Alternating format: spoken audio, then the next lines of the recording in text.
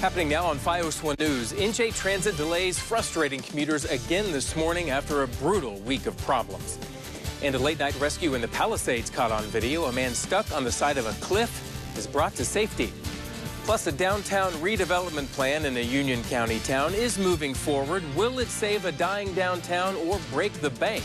Depends on who you ask. The news starts right now. FiOS 1 News, Daytime Edition. And good afternoon, I'm Brian Webb. Thank you for watching. We're going to get to your top stories in a moment. First, we want to check the forecast. Feeling pretty good so far for November, but what about the weekend? Here's meteorologist Brittany Bohr. Hi, Brittany.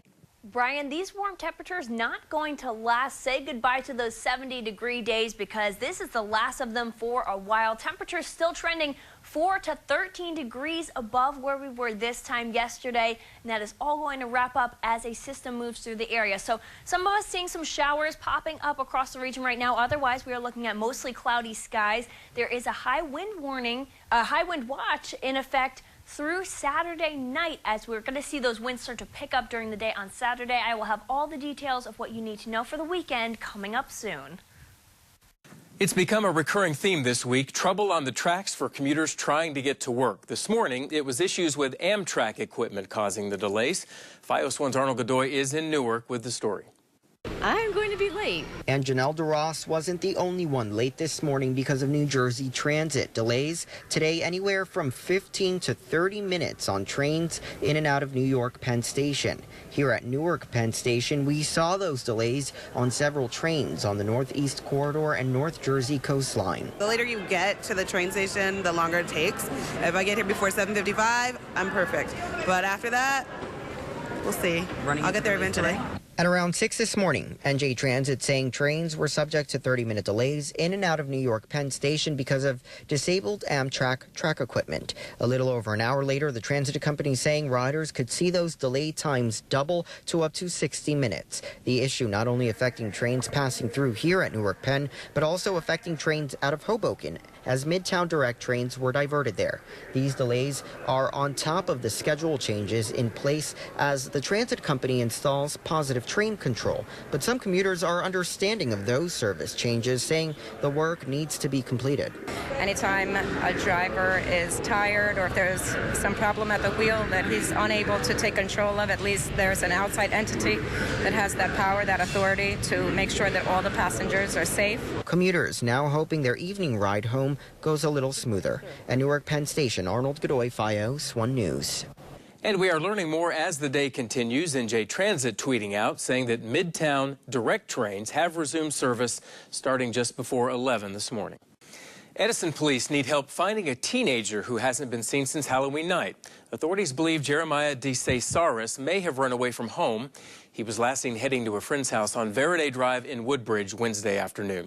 He was wearing a gray polo shirt and black cargo shorts. He is 5'9" and weighs about 145 pounds. If you can help, call police. The number is 732-248-7400. A late-night rescue on the side of a cliff in the Palisades. It happened just after midnight near the Fort Lee Historic Park and George Washington Bridge. It's still not clear how the man got stuck up there. You can see him being brought down on a stretcher, and you can also hear first responders talking about the victim having some kind of wound, but it's not clear what his injuries might be. In Bergen County, police are looking for a man who robbed a pharmacy at gunpoint. These are security photos from the Stop and Shop on Franklin Avenue in Franklin Lakes Township. Police say the man in a blue hoodie jumped over the counter, pointed a gun at the pharmacist, demanding cough syrup with codeine. He's described as a white male in his early 20s with light-colored hair and a medium build. City leaders claim they are taking care of the stench in Hoboken. Officials say the odor is coming from something in an empty lot at the corner of Monroe and 8th Streets. They haven't said what is causing it, but a company is now working to get rid of the smell, installing a concrete barrier and odor-controlling foam. They hope to finish the work by the end of the year. A major redevelopment project is moving forward in Scotch Plains. Some see it as a way to save a dying downtown, but it is coming with some growing pains.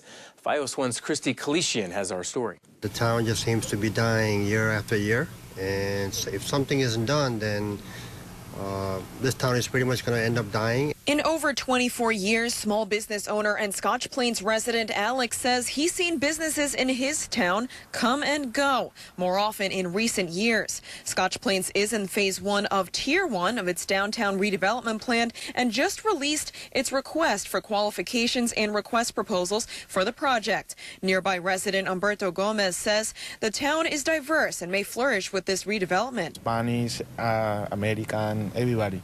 I like it because, you know, it's good for everybody. The town is now seeking qualifications and proposals from developers for the over 8 acres of property being purchased. People we've spoken with around town say that taxes are already high as it is, and with the redevelopment, they may only go up from here. If the business goes up, then it's kind of a wash, but at least you're sustaining yourself. You're able to survive and live in this town.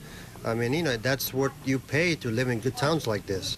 This next phase of the 7-phase, 3-tier project includes survey and topographic data, redeveloper qualifications, along with the project's standards and objectives. Alex says for now, he remains optimistic. If it doesn't work, it doesn't work. At least we have to try and do something, because what we're doing now is not working. The project is also slated to be funded partly by selling public properties. It includes moving its municipal building, growing its police force, and adding more residential spaces near transit options. Now reporting in Scotch Plains, Christy Kalishian, FiOS 1 News.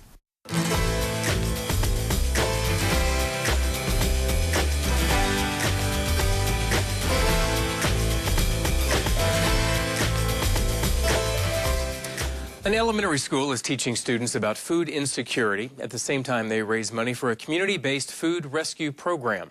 FiOS 1's Emily Druby has the story from Tenafly. This tent is religion teacher Justin Fernandez's home for one night. It started as a way to motivate Academy of Our Lady of Mount Carmel students to participate in the school's hunger awareness fundraiser, but blossomed into more. You know, a way for us to demonstrate solidarity with those who go food insecure and who are homeless, and to really show the kids, you know, how rough it can be. The school participating in Table to Table's Bag a Lunch, Save a Bunch initiative, in which people eat a bagged lunch and then donate the money they would have spent buying lunch. Fernandez told students he and other members of the school staff would sleep outside in a tent if they raised enough money, which they did. So far, the school has raised over $2,200, which will translate into 22,000 meals, and they are still collecting donations. I have learned that with so much money, we can make so many meals, which is amazing. Well, I feel very sad because I can't afford much food, and I'm glad that we raised a lot of money to help them. The fundraiser also teaching students an important lesson about food insecurity. It could be like anybody. And being here in Bergen County, you don't realize, looking at a person, that they're hungry.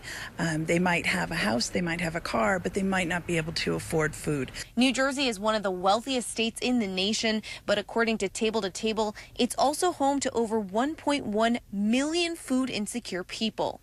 In every corner of this country, people struggle with food insecurity, and people, you know, struggle knowing where that next meal is coming from. And even here in Tenafly, even in Bergen County, you know, these are real issues, and I think this really brings that home for our students. In Tenafly, Emily Druby, FiOS 1 News. More news after the break. And if you're on the go for breaking news 24/7, like us on Facebook and follow us on Twitter. You can also visit our website, fios1news.com. We'll be right back.